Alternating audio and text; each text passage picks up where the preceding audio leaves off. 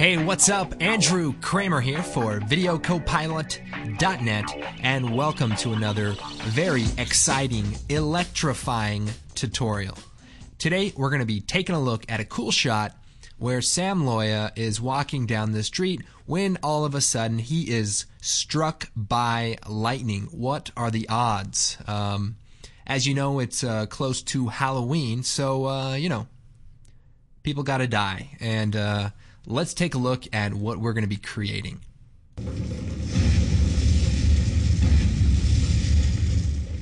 Okay, pretty gruesome. And if we kind of look closely, we can see that he gets struck by lightning and then very quickly explodes, and there's chunks and blood, and you can even see kind of hot, burnt edges on his pant legs.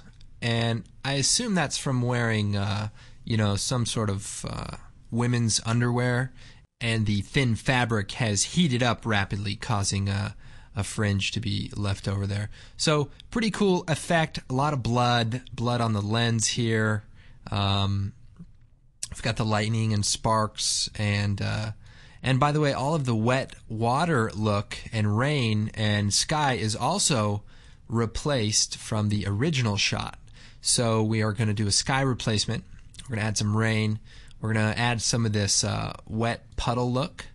Now, we are going to be doing a lot of things right inside of After Effects, namely the rain and the lightning, but we're also going to be using a few elements from our Action Essentials 2 collection. So that collection is right here. We're going to be using the 720p version, $99, and you get 500 pre-keyed high-definition elements, all sorts of stuff from explosions and blood and fire and guns and all of the stuff you need to make cool action sequences and gory adventure movies also.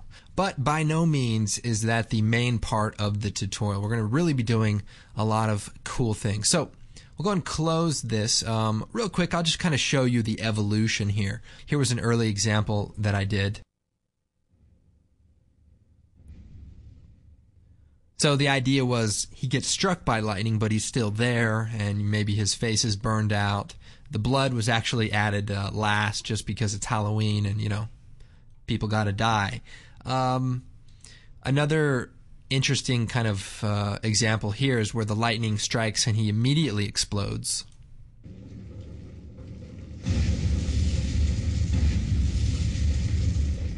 So all in all, there's some different things to take from the tutorial, and let's go ahead and get started right now. So here we have our original footage, and we need to do a sky replacement. But before we do that, I want to make a few adjustments to our footage at the necessary point in time. Here is about when I want him to explode. So what we're going to do is duplicate the footage and move it over to the beginning so that there's a clean plate right here. Basically, we didn't shoot it fully clean, but there's enough room here where he's not standing that we can extract. So we'll take the rectangle tool and we're just going to cut out an area so that we have a clean plate for him to be standing on. And then we also want to hit T, we'll lower this to 50%. And then we want to cut out the area where his legs will be left over. So we can just go ahead, draw a mask, and we just want to kind of make it seem a little bit random. And I also staggered the legs so that one of them is higher than the other. And then we'll just add this part back in. So we'll change this to subtract, and we'll hit T and turn the opacity back up.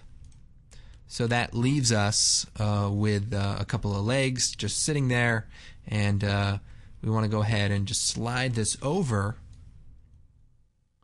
so that it pops on right at this point in time, which is just an arbitrary point in time, but you can decide when you want this to happen. And it pops a little bit, but we're going to probably fix that later on when we do all of the lightning flashes and all that stuff. So this is just important to get the shot going.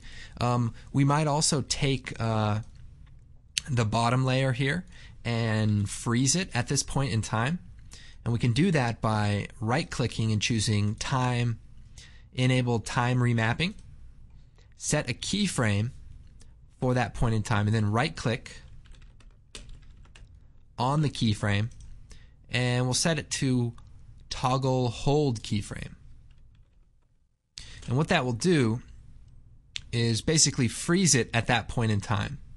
But the cool thing is the layer on top still has animating trees, so the shot still looks somewhat animated.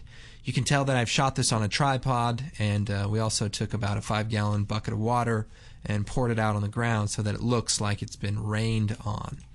So now that we've cleaned our shot up and we've got the frozen legs, we can go ahead and pre-compose these two shots. So hold down Shift, Layer, Pre-compose, and we'll just call this footage, and we'll hit OK.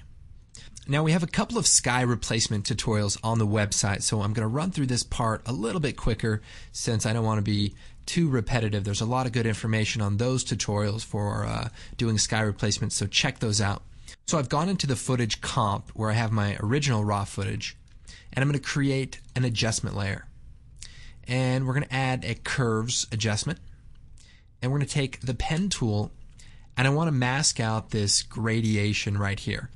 The idea here is we want to make the whole sky white, and that will just make our sky replacing a little bit easier. So we'll brighten this up and hit F, and we'll feather the mask a little bit so that it blends with our shot. And just move it over a little bit. Okay, so close that. Okay, we'll come over to our project and bring out the dark sky image, which is a picture of a sky I took a long time ago, and we're going to bring it out.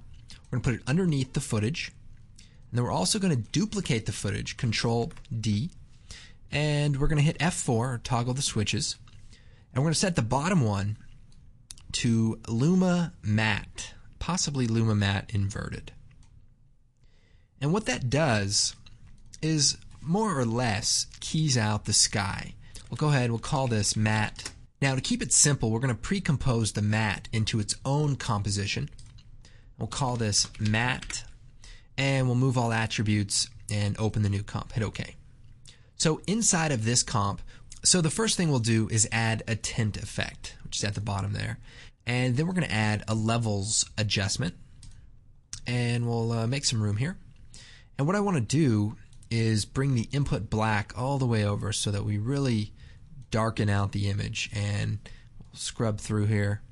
We can see his face is still a little bit gray, so we'll slide this over to kind of get rid of that, and maybe move the white point over as well.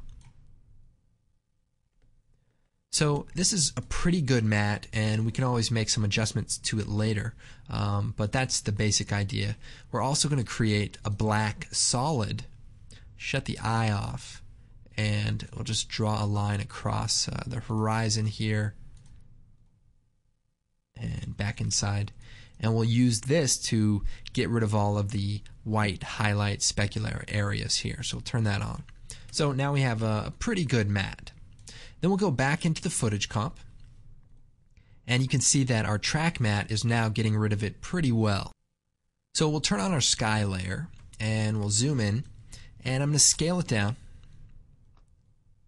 and squeeze it down.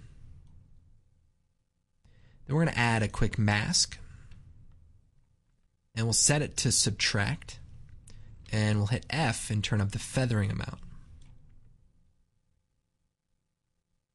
Now before we go on, let's do a bit of color correction. So we'll add a tint and a curves adjustment to our footage, and we'll turn the tint amount down just a bit, and I want to bring the curves adjustment down so that the footage is a little bit darker, a little bit more night-like.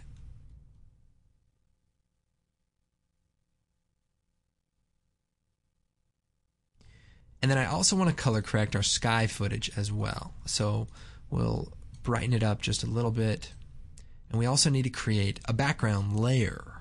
So we'll make maybe a gray, bluish colored background, hit OK, and put that at the very bottom. So this is just to kind of get everything together and start compositing our scene. Now I want to give a little bit more contrast to our sky and possibly add a little bit of green, blue into our SAM footage. So we'll punch up the green and also the blue as well. Okay, the next part of the tutorial, we're going to add some rain effects. Obviously, this is low budget. We didn't even have enough water to cover up the back area of the road, and the wardrobe is obviously a disaster. But we're going to do our best here. And one thing I like to do is turn up the comp exposure setting. So if we set that to 2, that just makes everything brighter, but doesn't actually affect the pixels in your work. It's just sort of a viewing option. So might even make it easier to see. Now you can see a little bit of fringing with the matte, and I won't get too much into that. Check out those advanced sky replacement tutorials, and we get into all that fun stuff. But for now, we're going to start adding some rain effects. So we'll start by creating a new solid, and we'll hit OK. We're going to call this drizzle. We'll come over to the effects and preset. We're going to type in drizzle, and we have the CC drizzle effect. We'll drop that on here. Now, one important thing, we want to make sure the layer solid is 50% gray. So right here in the RGB, we just set it to 127, 127, 127, something like that, half of 255. Which is probably not even right, but close enough. And interestingly enough, I need to shut off my exposure setting. So here we have little drops of water that kind of ripple, and it's just kind of a cool effect. I'll probably make the solid a little bit larger, like 1500 by 1200, and hit OK. And we're going to set the transfer mode to overlay, and we're also going to make the layer a 3D layer. So switch that on. We'll take the rotate tool, and we're going to rotate this so that it lays on our surface. We also need to scale it down a bit. Now this is a very subtle effect, but it does make a big difference. So we need to make some adjustments. We're going to rotate the light perhaps, and move the light around even. Let's see.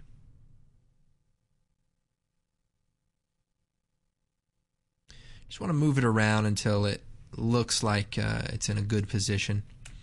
We also can play around with the drip rate, so that's how many of these puddles that it's creating.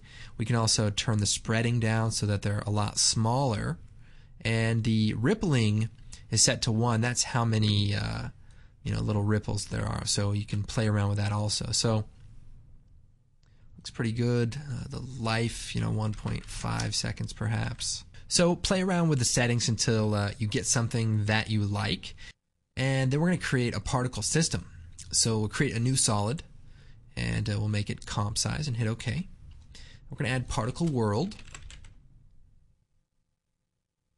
And remember, I really try to do as much as possible with the built-in tools of After Effects, and only sometimes is it make a much bigger difference to use a third-party plugin, or in this case later on we're going to be using some blood, and it's just because there isn't really a good way to create realistic blood, or in other cases there's not a really good way to do it with just After Effects. So as much as I try to use the built-in tools, sometimes you just have to reach for some of these other kind of products just to make things a lot better. But in this case, we're able to use Particle World to create some pretty convincing rain. We'll set the floor to off, and that way we just have our particles. And we're going to make a few different adjustments. Let's see, producer. Let's make it really wide and large on the radius, so we'll just spread this out. And we're going to move the position up so that the rain comes from up above, and we can also move the Z position of the rain, and so something like that. Now the rain's kind of going at an angle, so we'll turn the velocity down so that the particles just fall, or you can adjust it until you match the perspective of your scene. So we're actually kind of looking up, so it almost looks okay to be sort of coming towards us like that. But, rain does all sorts of stuff. So the longevity, we'll turn that up. We want it to basically meet with the ground, and that looks pretty good. Now the gravity is going to be like the speed. So if you turn that up, it'll rain a lot more harshly, and we'll go change the color here. And the thing about rain is we really want to make it, subtle for the most part. We don't want it to be too thick or too intense, and we want to make it blend well. So keep that in mind. We'll turn the longevity down. You're going to play with the longevity and the gravity. Those two settings kind of go together. And we'll also push this up in the sky here.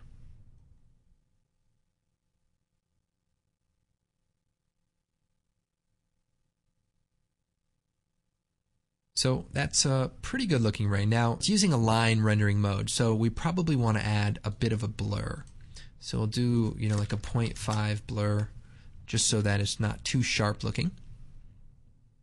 And we'll also set the transfer mode to maybe screen and lower the opacity a bit, so it's just kind of a subtle effect. And also we can go into the options, and there's an opacity map that basically the life of the particle fades in and then it fades out. But the thing about rain, it's kind of sparkly and it only shows up in some ways. So one thing that you can do is kind of create a bit of a random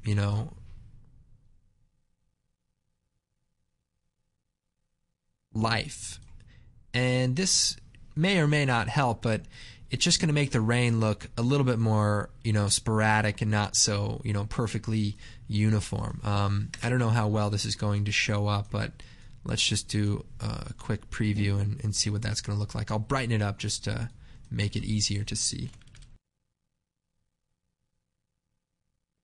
So there you can see it. It looks pretty good, and we'll go and switch that back to screen and lower the opacity so it's not so intense.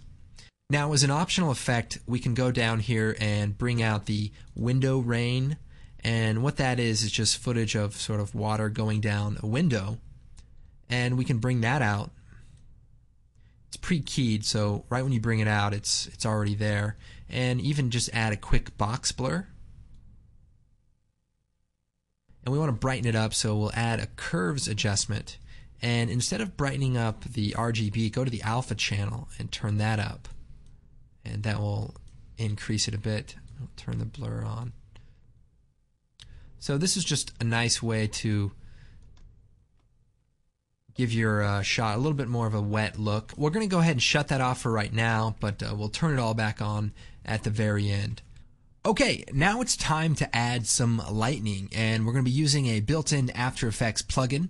We're also going to be using some spark elements, and here's the idea. We have some big lightning bolts coming down, and some are behind Sam, some are in front, and there's a lot of flashing going on to really make it seem violent and sort of intense. So it's not a whole lot to it, but the key is just making it look like, look at this. It's just ridiculous.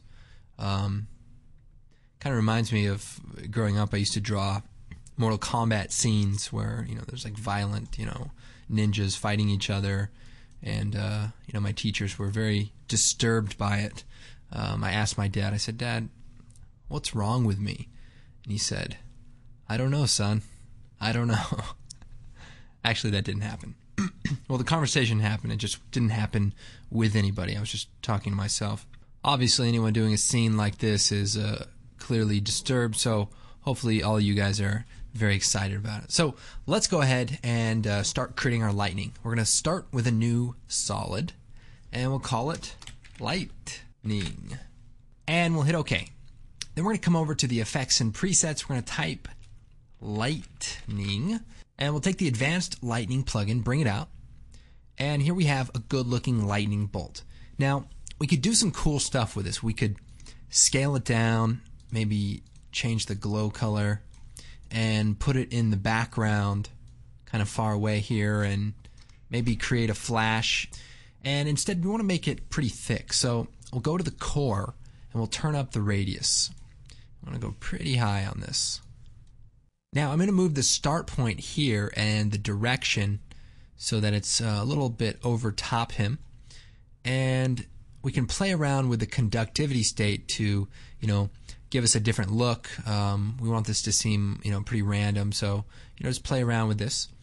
Also, we want to move the layer up so that it looks like the lightning strikes right at his feet.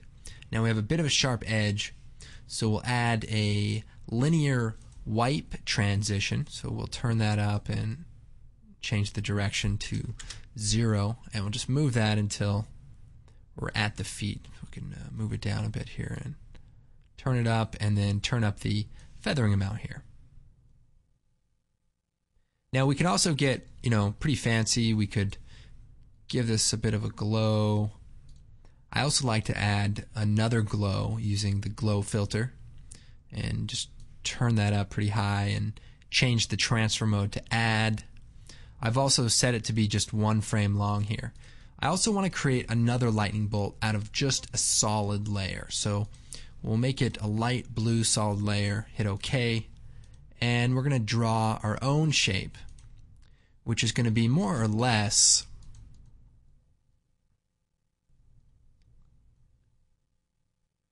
a box. And we'll set it to add, and we'll even copy the glow over to it.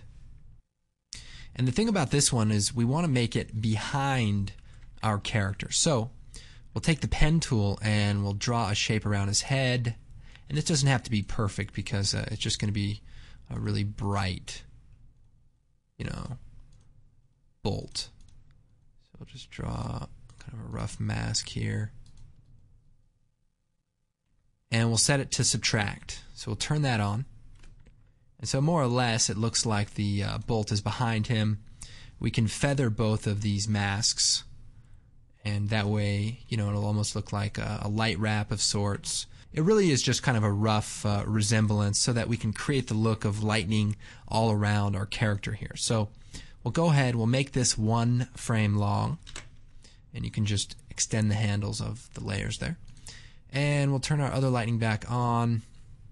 And the idea here is just to create copies, move them over, and just vary the settings. So change the conductivity state, maybe turn the core thickness down a bit, duplicate it, move it over. Again, we'll change it up here. We really want this to look, very violent and very random.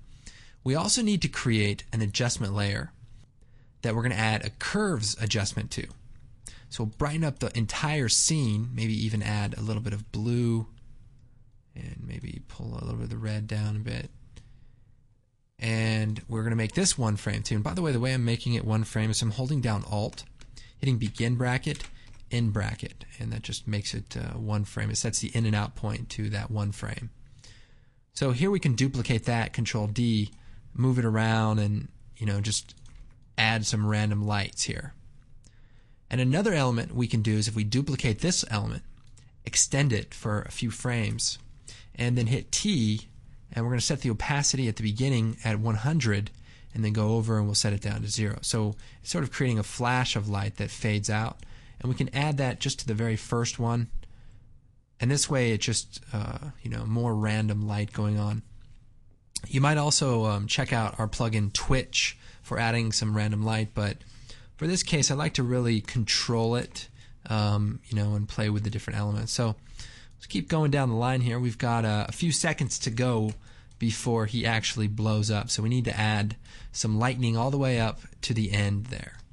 So we need to make a few copies of the layers, so we'll go ahead, duplicate them, Control D, and maybe move them over, and then just go into the individual settings and randomize the values so that it looks a bit more random. Play with the core setting, and the conductivity state are a good place to start for creating some random looking effects. So play around with that and add enough till we get to the end, and then we can take a look at making him explode. Okay, so I've added several copies of all of the different effects, and for the very end right before he explodes, I want to take one of these flashes of lights and duplicate it so that it's extremely bright. And that way when it explodes, you won't be able to see that it sort of jumps to that position. And we're going to add some camera shake a little bit later. So all in all, we just want to make it seem really random and crazy. So the next thing I want to do is add some of these stock elements from the Action Essentials 2 collection. So we have a few different ones, and there's a whole gallery that you can look through, but I just picked out a couple of ones that work pretty well. We've got this firecracker effect here, which is just like a bunch of sparks shooting up. We've got slow sparks, so these sparks just kind of shoot out. And we've got welding sparks and some more welding sparks. So we're going to go ahead and bring these out. One thing I like to do is keep my comps somewhat organized. So we've just created all this random stuff, and now we have like 30 layers. Wow, we have a lot more than that. We have 60 layers. So I'm going to go ahead, hold down Shift, select all the layers, and choose Pre-Compose. And we're going to move all the attributes. We're going to call this Lightning and hit OK. Now it's very important because the transfer modes change and the look changes. So toggle the switches and turn on the collapse transformation, and that will make it so as if those layers are actually inside of this comp and are overlaying them properly. So just make sure to turn that switch on. Now before we get to the stock footage, you can see we have a pretty good effect as it is now. And you know, we could add a particle system with some smoke, and you could probably use a particle system to create some sparks. But we're going to use some action elements just to save time and add a little bit more realism. So we'll bring those welding sparks out, line it up down here, and they're pre-keyed, but we want to set the transfer mode to add so that they're nice and bright, and we'll scale it down to the feet area. Now there's a little bit of a hard edge, so we'll add a Ellipse Mask. We'll double click, and we'll bring the mask options up. We'll turn up the feathering, and we'll bring the expansion in so that we don't see a hard edge, and instead it's just a nice soft edge. And so the key here, let me go ahead and make a few marks to kind of organize where this all should happen. So right here when the legs disappear, I'm going to make a comp marker. And the way you do that is you hit Shift, and you can do a number 1 through 10. And there we have a comp marker, and then I'm going to go back here to right before it starts.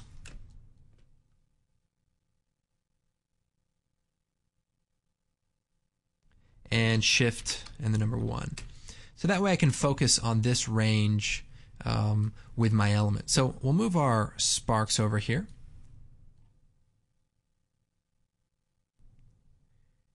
And that's good. It's just a nice, flash of sparks, and just makes it all look a little bit more intense. I'll go ahead, bring the tint effect on, and turn it down a bit, just so it's not as vivid. And then we'll go ahead and add some slow sparks, which is, interestingly enough, one of 2 elements that are not keyed out. And there's just so much fine detail in this particular shot that it's a little bit better to screen it, and that way we didn't have to crush any of the edges, and that way, they look a little bit better, and you'll be able to see that, as they kind of flutter away. We're going to go ahead, add a tint effect to this so they're not as bright, and we'll scale the element down. And we want to time it so that they kind of shoot out just at the right moment. So a little bit of editing going on here. The element comes on, the sparks are going everywhere, and it's supposed to look like a kind of a really crazy shot. Now we also have a firecracker element we're going to bring out, and we're going to scale this one down too.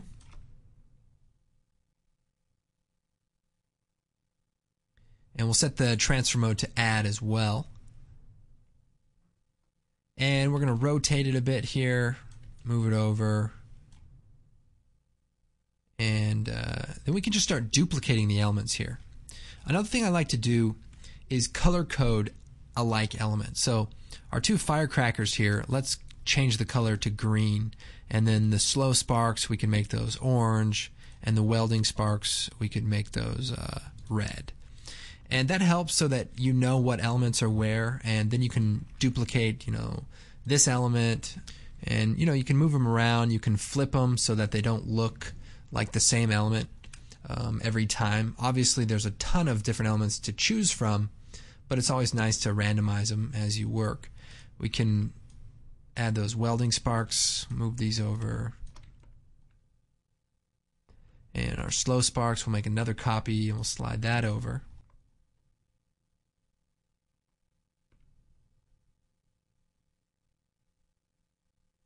And anytime you have, like a sharp edge, just add a quick mask. Hit M, set it to subtract, and then feather it out. And by feathering it, you just, you lose that hard edge, and then you lose it in the composite. And just one of the, tips of blending these elements together is, using masks and different tricks like that. So we can, duplicate a few more of these elements, and, again, we want to kind of randomize it so that it looks like, all sorts of stuff is going on here in this lightning blast. Poor Sam, he just gets himself in these tough situations. You think he'd know better by now, but, apparently not. Okay, let's go ahead and organize our scene a little bit. So we've got our firecrackers and our stock footage here. Let's go ahead and pre-compose those, and we'll call those, sparks. And we'll hit OK. And remember to turn on the collapse transformation switch so that everything looks the same. And also, I think I want to put the lightning above the sparks, and that way they'll get a little bit brighter there when the glows get turned on and things. So that'll be nice. Now I also want to organize our other layers. So since we're breaking everything up into its own category, let's take the rain and the drizzle and pre-compose that. So we'll hit pre-compose, call this rain, and we'll hit OK. Turn on the collapse transformation. We're also going to take our footage, our matte, our footage, and our sky, and we'll pre-compose that, and that'll be our background. And we'll hit OK. So now everything is just a little bit more organized. It looks exactly the same, but it's easier to see what's going on. Okay, so we've built our lightning strike. And in the next tutorial, we're going to be taking a look at actually making Sam explode from all of this extra energy. So tune in for that tutorial. Hope you guys enjoyed it. My name is Andrew Kramer, and we'll see you next time.